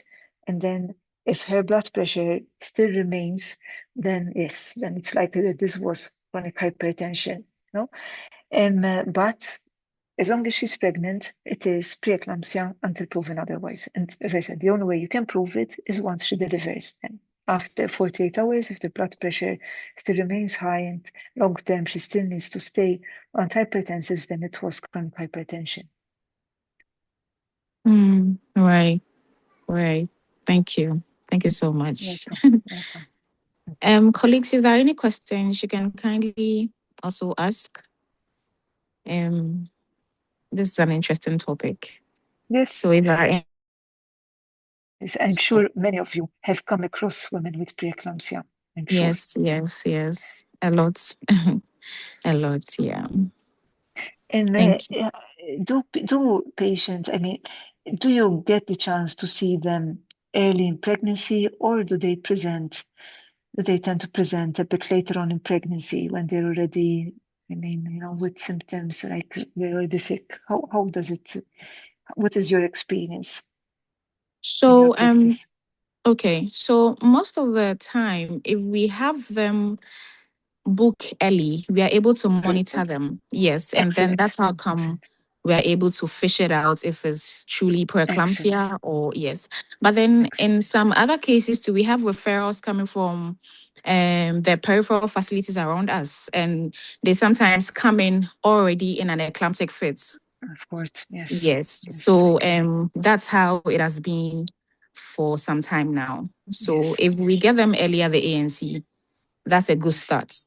And Exactly. others too, they come in when it's already in a bad state with the HELP Exactly. syndrome and everything setting in. Yes, Yeah. please. Yeah. Yeah. Yeah. And that is, you live in a big country, and also your catchment area is big. So yes, Yeah.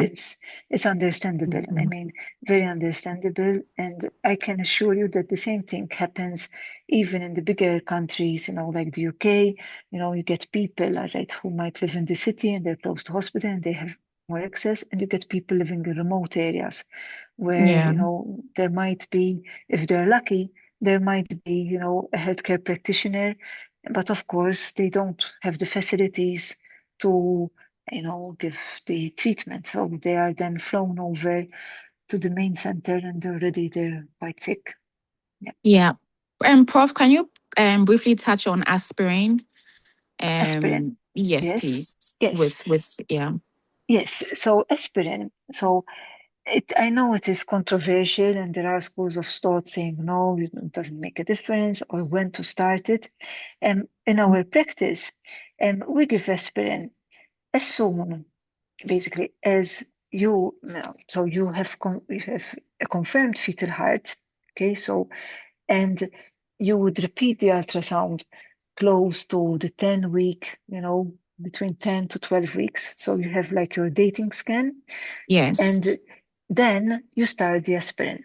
Now, there are schools of thought saying no, you should start the aspirin before that because by 12 weeks already the placental transformation has started, and Okay. the transformation of the spiral arteries has started. So it's late, starting it later than 12 weeks. But then you compromise that with the fact that we know that, of course, in the first 12 weeks there is an increased risk of miscarriage, and if she's on aspirin, she will bleed more. Mm. So we try to give it late in the first trimester, so between 10 to 12 weeks. And the rationale being because, if you give it, let's say, 20 weeks, already by then, the placenta has formed. And if you start it when she is already preeclamptic, it's not going to make a difference because the spiral arteries, by then, the placenta is already insufficient. You're not going to make it more sufficient by just giving the aspirin. And we give 75 milligrams. Of course, it's enteric coated. We still tell the patient that she needs to take it after a meal. And it stopped then at 36 weeks. All right. Of course, if she's going to have an earlier delivery, it stopped a month before she's due to deliver. So if Okay. she's having a planned section at 38 weeks, you don't go beyond 35 weeks, for example, with the aspirin. Okay, so Prof, for clarification, did you say it should be Mhm. given between 10 Mhm. to 12 weeks? Is that what you Yes. said? Yes. So it Um, shouldn't be given after 12 weeks. Uh, I mean, there are people who give it after 12 weeks, but then Okay. the rationale behind it is, by then already the placenta, so the placenta, takes over the corpus luteum by 12 weeks. So already Yeah, the placenta has taken has uh, over. has taken over. And that means that the transformation within the spiral arteries, as in that figure that I showed, that happens before that. So it happens late in the first trimester. I mean, in the ideal situation, it's given before, but because of the risk of miscarriage, and that if Yeah. she miscarries, she bleeds, then we don't wait and we don't give it, until you confirm the fetal heart and the fetus is close to 10 weeks. Therefore, the risk of miscarriage, although it's still there, but it has gone down now because there is a fetal heart and the risk of a miscarriage is low. So yes, Okay. we tend to give it between 10 to 12 weeks. I mean, Okay. of course, if the patient comes for booking, seeks medical advice before that. But I mean, we tend to get, I mean, either in hospital or in private care, patients tend to present to their gynecologist quite early. And Hannah is saying, so some schools of thought say that we do not use the presence of proteinuria and edema to diagnose preeclampsia, even the Yeah. presence of elevated, yes, it's true, it's true. And I mean, of course, if there is high blood pressure and there is no proteinuria and no edema, I mean, it's still preeclampsia. Okay? Right. Yes, so you don't have to wait till there is the proteinuria and the edema to say it's Mm-hmm. preeclampsia. And so as let's say, I think we are becoming, I mean, as you see, even with the guidelines, like even for the diabetes, we are becoming more inclusive, meaning that rather than having to wait for all the symptoms to start treatment, and by just having the elevated blood pressure, you kickstart your management of preeclampsia in order to avoid the escalation to eclampsia. So yes, I agree with that. Um, yes, I think, I mean, okay, guidelines are there to guide us, but Yeah. then in clinical practice, of course, yes, I mean, we tend to better be cautious and, think of the worst things, like, okay, rather than wait for it to escalate. Right. Right. I must admit, I'm seriously impressed, because from the quality of the questions, I mean, it shows the quality of your knowledge, and I'm seriously impressed. I really wish, really well done, really well done. Thank you so much, Prof. Thank you. Thank you. And please, if there are any questions, you can put it across so we can release Prof to go and rest if there are any more questions within some few minutes before we end the session. And Prof, sorry, but are you part Yes. of any research about preeclampsia? Okay, so my PhD was on placental formation, but I was Right. focusing more on pregnancy, on miscarriages and Oh, infertility. oh, But okay. within the same research group, so my supervisor, I mean, who is Professor Eric Junio, he's based in London. Within the same research group, he had other researchers who were doing similar tests that I was doing, but specifically looking at preeclampsia. And Okay. that's why we consider miscarriage, preeclampsia, and preterm labor it's like a spectrum of the same placental disease. I mean, if it is Yeah. extreme and it happens early, it's miscarriage. If it is happening, I mean, it's happened early, but it wasn't as severe. It presents as preeclampsia or as preterm birth. Oh, Yes. oh, okay. And in fact, I mean, there are screening tests. I mean, you might have heard of these two blood markers called SFLIT, SFLET. T1, Yes, SFLIT1. Yes, you've heard that. SFLT1. Yeah. Yes, yes. And the other one is called P. IGF. IGF, exactly, PIGF. And those are markers which are Yeah. used both to predict preeclampsia and preterm birth. And now, I mean, I had a PhD student, and she just got her PhD now, where we were looking at those same markers, SFLIT and PIGF, in women who come to hospital in the first trimester with threatened miscarriage. So they have Mm. bleeding, but you do the ultrasound and you see a fetal heart. And then we were taking that blood and basically following them throughout pregnancy. And what we found, which has also been shown in the literature for other populations, but we did it specifically for our local population, is that women who experience threatened miscarriage, that is, they get bleeding in the first trimester, and okay, they are lucky enough that they don't miscarry, but they are at increased risk of getting preeclampsia later on, or intrauterine growth restriction, or preterm birth later on, Wow. because that bleed, has affected the placentation.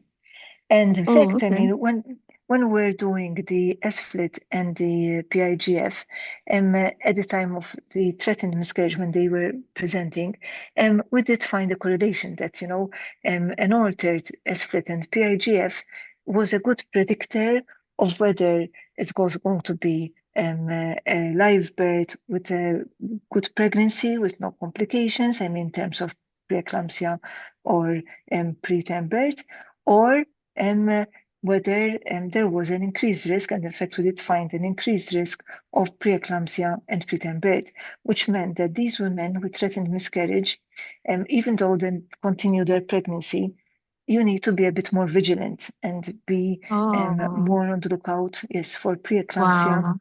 I yes, see. and preterm birth. And Wow. yes, so it's nice because you see that how the physiology, by Yeah. understanding the physiology, you can make a difference in clinical practice, And basically. diagnosis, the same thing. Yes, Yeah. yes, Yeah. and of course, to make to improve the outcome for mothers and their babies, of course. Then it means we need to pay particular attention to mothers who present with threatened. Yes. Yeah. Yes, Then I for the can we have I the can share those papers, Abigail. I mean, I can sure. share to you, and you can share with the rest of the group. I'll also I'll be be glad. sending you PDFs of these first representations so you can Sure. share, because then, of course, when at the end of this series of lectures we have the test, you can use them as reference for the test, and Sure. of course Sure. keep them as reference, for your Sure. continuing professional development. Sure. I'll be glad. I'll be glad to have them. So I will share with the other colleagues of mine. I will be sending them this weekend. Don't worry. Sure. Okay, sure. All right. It has been a very nice lecture, actually. It has been a Thank very you. insightful, and thank you so much for your time, Prof. You're very I believe welcome. there are no more questions. I'm sure we are going to bombard you with more questions when we see you in Ghana very soon. Whenever you want. I would, Yes, and I'm please. sure I'm going to learn a lot from you. Really. I'm really looking forward to see how you practice and what your Sure, experiences are, because I'm sure they're very rich experiences. sure, sure. Thank you so much, Prof. Thank you. And on behalf of my colleagues and the team members, I would like to say thank you so much for your time. You're welcome. Yes, we really appreciate it. Thank you so much. Welcome. And And we are going to see you soon yes, and we're going also to have meet. you. Yes. Yes, Yes. please. And I believe we have our next session On, on the, yes, please. I It's on think it's Monday, Monday. Yes, it's on Monday. 25th of May. And Yes. it's 3 p.m. to 5 p.m. Yes, it's being shared Yes. here, 3 p.m. to Yes. 5 p.m. And then we are going to study on gestational trophoblastic disease and Yes. neoplasia and gynecological What cancers. cancers? Yes. Yes, please. So thank you so much, Prof. Very welcome. And have a very nice evening. Same to you, and wish And you to a my nice colleagues, I weekend. say thank you. Thank you for your time, Thank you. too. Thank you. All right. Bye Have a bye good for now. evening. Good night. Bye. Bye bye.